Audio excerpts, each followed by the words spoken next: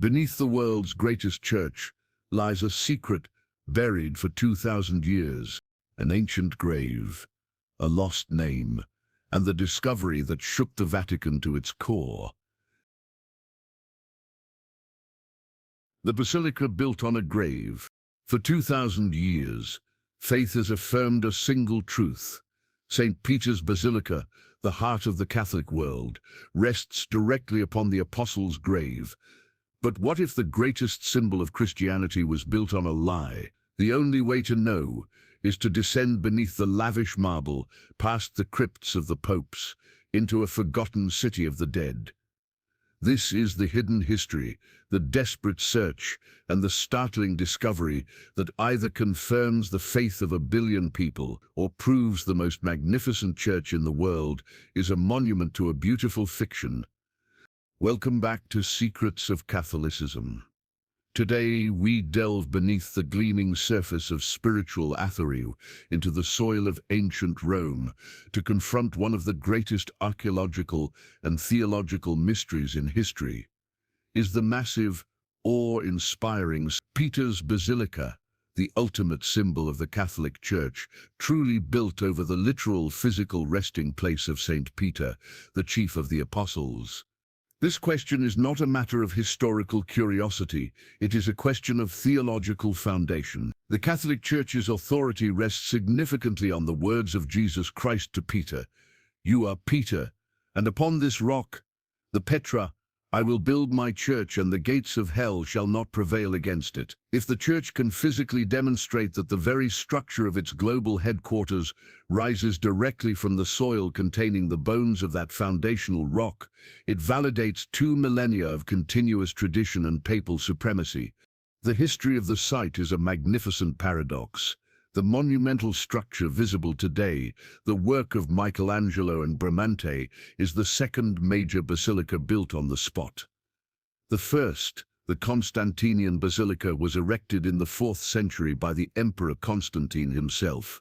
To build his massive, world-changing church, Constantine undertook an engineering feat of incredible difficulty, deliberately constructing the edifice on a steep slope, an awkward location that required regular papa seen me trang sang hogdun. Why would the emperor choose such a difficult, expensive, and logistically complicated spot?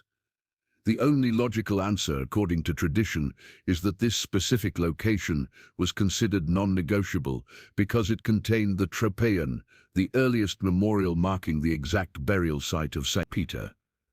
For centuries, the proof was based solely on this powerful, unbroken tradition.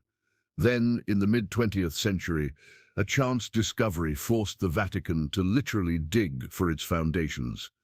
The story begins in 1939 with the death of Pope Pius. As was customary, his successor, Pope Pius XII, ordered a simple burial space to be prepared directly beneath the existing papal crypts. The excavation workers encountered something unexpected, something solid and ancient, revealing what turned out to be the perfectly preserved remains of a Roman necropolis. The church had to make a momentous decision: stop the construction or embark on a secret archaeological expedition to follow the thread of history down to its darkest roots. They chose the latter, initiating a decade-long secret dig that would either confirm the faith of billions or shatter the foundational myth of the Vatican. This subterranean world, known today as the Vatican Necropolis, SCAVA, would become the battleground between faith, archaeology, and historical skepticism. The journey we are about to take descends 5 to 12 meters below the modern floor,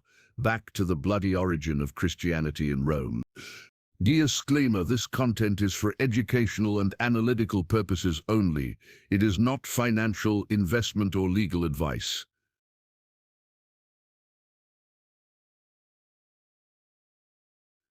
Part 2. Historical context. Life and death in Nero's Circus. The search for Peter's tomb must begin not with a basilica, but with a blood-soaked arena, the Circus of Nero. This massive stadium once dominated the Vatican Hill and was the scene of the Roman Empire's most grotesque displays of religious persecution. After the Great Fire of Rome in 64 AD, which many believed Emperor Nero started himself, the emperor scapegoated the small, nascent Christian community for the disaster. The persecution was brutal and public.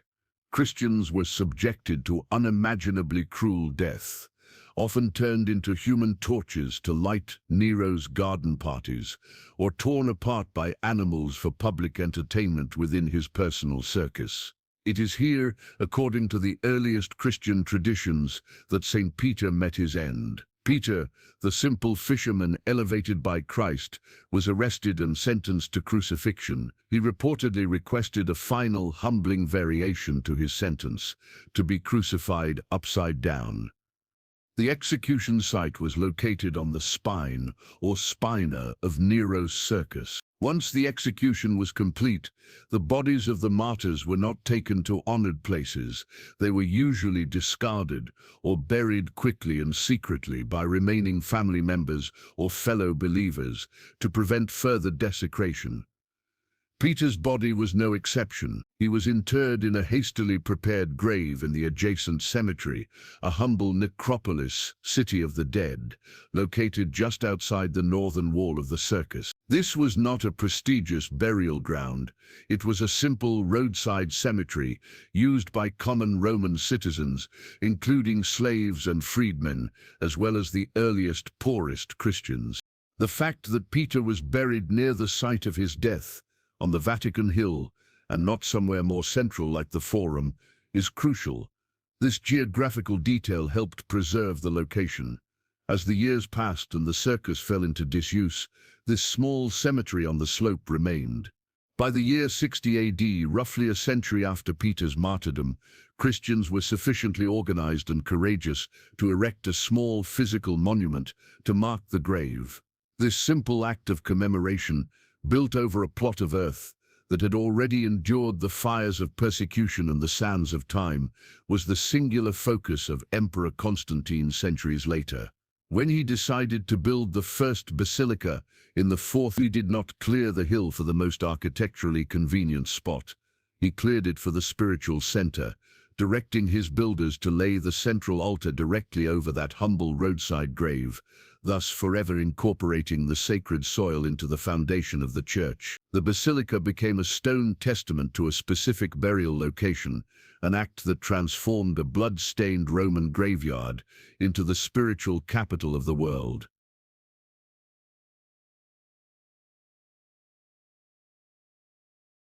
Part 3. The Vatican Necropolis, Scavi, the City of the Dead. The modern history of the tomb began almost by accident. In 1939, when workers were preparing the burial space for the newly deceased Pope Pius XI, they hit ancient Roman masonry. Pope Pius XII, realizing the gravity of the discovery, immediately halted the routine work and commissioned a secret, dedicated archaeological investigation. This was known as the Scavi, Italian for excavations. The goal was audacious and simple: to dig deep and determine once and for all if the Constantinian foundation rested on Peter's grave. The archaeologists, led by Monsignor Ludwig Kays, found not a disorganized mess of rubble, but an incredibly well-preserved Roman necropolis. Dating from the 1st to the 4th centuries AD, this was a fully functioning city of the dead, with a main street and small, elaborate mausoleums built by wealthy Roman families, all preserved because Constantine had deliberately buried them beneath the foundation of his basilica, rather than destroying them completely. The air, trapped for over 1,600 years, had kept the frescoes and marble in stunning condition. The air, trapped for over 1,600 years, had kept the frescoes and marble in stunning condition. Crucially, the necropolis was mixed. Side by side with mausoleums dedicated to Roman gods, the archaeologists found Christian tombs, recognizable by their early, subtle symbolism, images of the Good Shepherd, Jonah, and early fish symbols, used by Christians to discreetly mark their allegiance. The ability to identify Peter's location relied on finding the precise point of veneration that had compelled Constantine to build his basilica there. The search led the team to the area directly beneath the papal altar of the current basilica, the exact spot consecrated by Constantine's 4th century builders.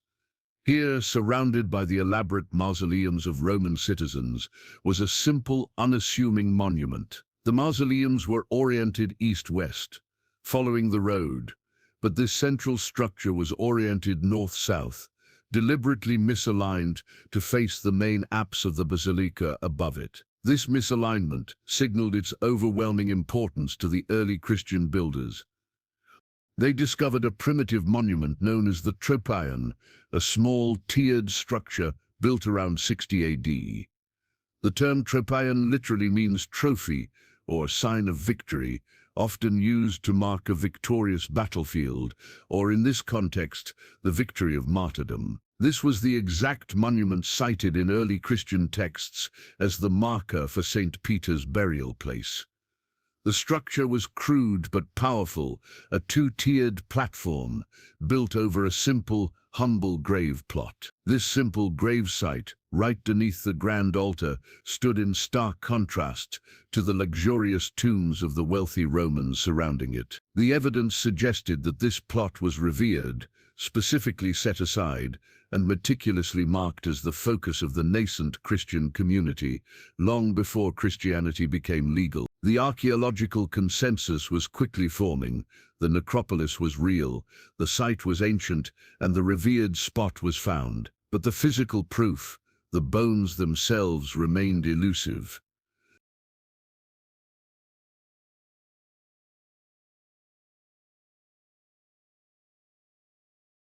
Part 4. The Red Wall and the Simple Shrine. The discovery of the Tropaion provided the architectural certainty that the location was marked, but it did not provide the physical proof of Peter's remains. The archaeological team then focused on the structural elements immediately surrounding the Tropaion. Central to this phase was the discovery of the Red Wall, Nero, a durable brick wall built around 160 AD that formed the western boundary of the Tropaion shrine. This wall had been preserved because it was incorporated into Constantine's foundation. It was the backdrop to the earliest monument, and it contained a critical piece of evidence: graffiti. The wall was covered in ancient Greek and Latin graffiti, scratched by early Christian pilgrims. These were not random scribbles, they were fervent prayers and invocations. Names of apostles were scratched into the brick, often accompanied by the image of the Christian fish or the Chi-Rho symbol. Most significantly, archaeologists discovered a repeated inscription etched into the plaster of the Red Wall. The inscription was incomplete due to damage, but clearly visible. This fragment was almost certainly an abbreviation of Petros ini, Greek for Peter is within, or Peter is here. The combination of the Tropaion structure, the deliberate orientation, and the pilgrimage graffiti confirmed beyond reasonable doubt that the site had been venerated as Peter's tomb since the 2nd century. However, the grave directly under the Tropaion contained the remains of only one individual, a middle-aged woman. The grave plot, while central to the shrine, was empty of Peter's bones. This apparent contradiction was puzzling until the work was taken over by Dr. Margherita Guarducci, a specialist in Greek epigraphy, the study of inscriptions. Guarducci, scrutinizing the Red Wall again, noticed a small, hidden niche that had been overlooked by the previous excavation team. This niche was lined with marble and had been carefully sealed up. Inside this sealed space, she found a collection of human bones. Furthermore, she found a series of inscriptions carved into the marble lining the niche, including several clear references to Peter and Christ. Guarducci immediately hypothesized that the original grave's contents had been moved from the simple ground plot into this hidden niche during a period of threatened persecution to protect the sacred relics from desecration. This explained the empty grave plot beneath the Tropaion and provided a powerful new lead. The stage was set for the critical forensic analysis of the bones found within the niche. Part 5. The Golden Chamber, the Forensic Analysis. The bones found in the sealed niche of the Red Wall became the absolute focus of the later phases of the Scavi. Dr. Margherita Guarducci, convinced these were the actual relics of the apostle, took charge of their scientific examination, working with forensic experts and physical anthropologists. The challenge was immense. Without DNA testing, which was not yet available, and even if it were, comparing 2,000-year-old bones to a living relative was impossible. The evidence had to be purely circumstantial, based on anthropology, context, and material analysis. The scientific findings regarding the bones were as follows. Anthropology. The bones belonged to a single, robust male, estimated to be between 60 and 70 years old at the time of death. His physical build suggested he was a large, strong man, roughly 5 feet 7 inches tall, a considerable stature for a man of the 1st century.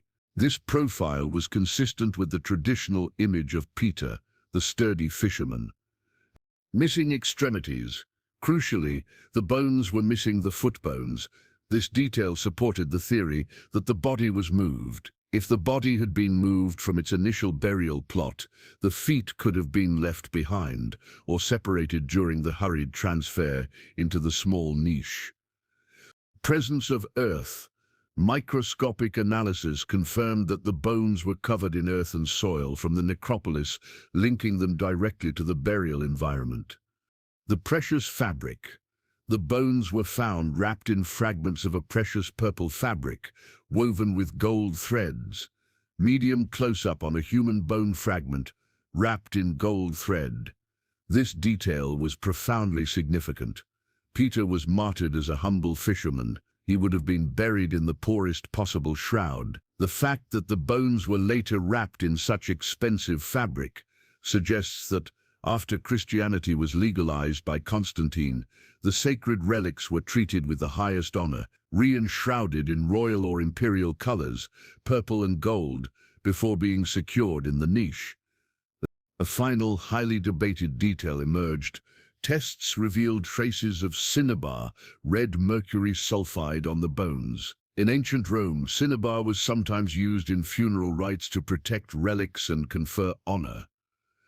All these forensic and circumstantial elements, the strong male body, the age, the missing feet, consistent with an upright death and subsequent hasty transfer, the sacred earth, and the honorable purple and gold shroud, coherently pointed to the conclusion that this was a body of immense importance to the early Christian community, one that was highly likely to be Peter himself. The evidence was cumulative, bridging the gap between ancient tradition and modern scientific inquiry.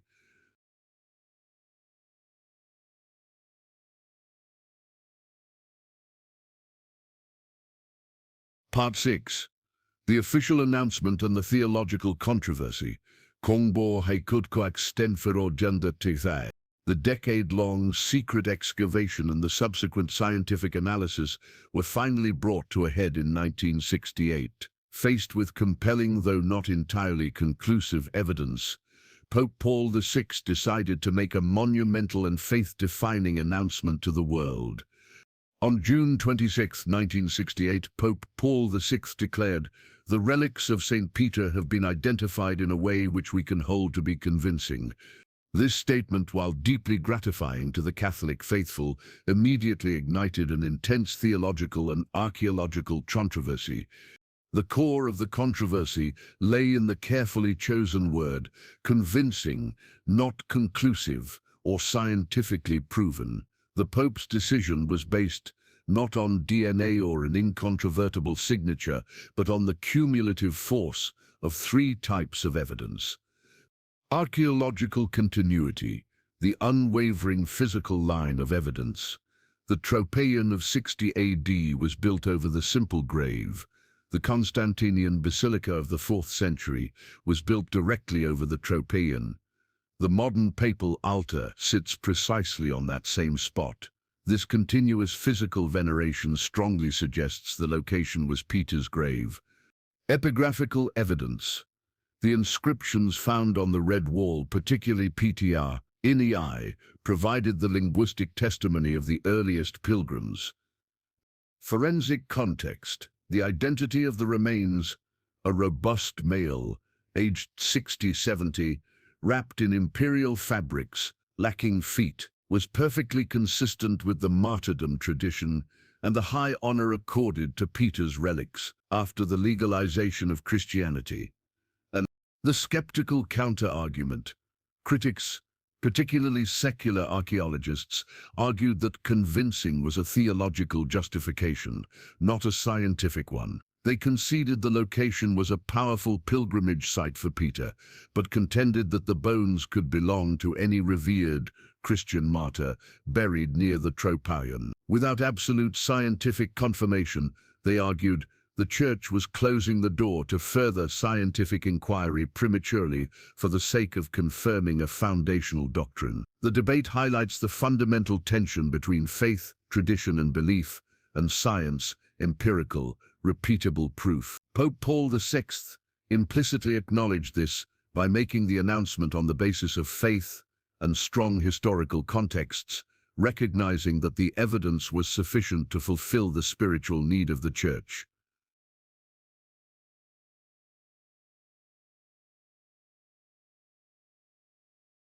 Part 7. Conclusion. The Rock of Faith and the Hidden Relic.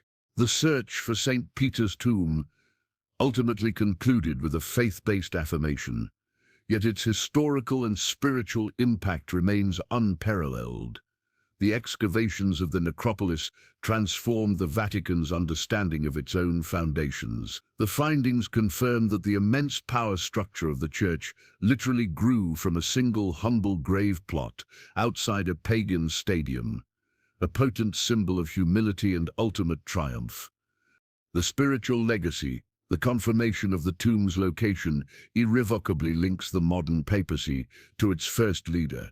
It reinforces the doctrine that the Pope is the legitimate successor, inheriting the authority of the rock on which Christ built his Church. The sheer continuity from the simple grave in the 1st century to the Tropaion in the 2nd century to the Basilica in the 4th century to the modern altar is a physical testament to the unbroken line of succession and tradition that the Catholic Church claims.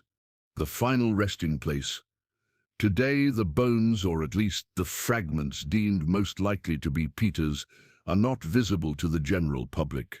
They are preserved in a bronze casket, kept within a tiny, secure chapel in the papal apartment, remaining close to the reigning pope, the current successor of Peter. The necropolis, Scathe, itself is now open for limited, solemn tours, allowing visitors to descend 2,000 years into the past, walking on the ancient Roman street and passing the tombs of the early Christians, culminating at the foundation of the Tropaion. This space offers a profound connection to the Church's persecuted origins. The St. Peter's tomb is thus more than a historical relic. It is the physical anchor of the Vatican's identity. It answers the question posed by the hook: is the Basilica built on a lie? The Church's answer, backed by the cumulative weight of archaeology and tradition, is a resounding no.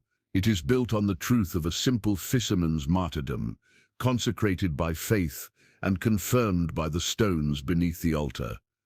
The Church believes the evidence is convincing. Do you believe that the combined force of the Tropaion, the Peter is here graffiti, and the forensic analysis of the bones is sufficient proof? Or do you require absolute scientific certainty? Share your perspective on this monumental discovery below. If you found this deep dive into the Vatican's secrets fascinating, please take a moment to like this video, share it with others, and be sure to subscribe to the channel for more revelations from the secrets of Catholicism.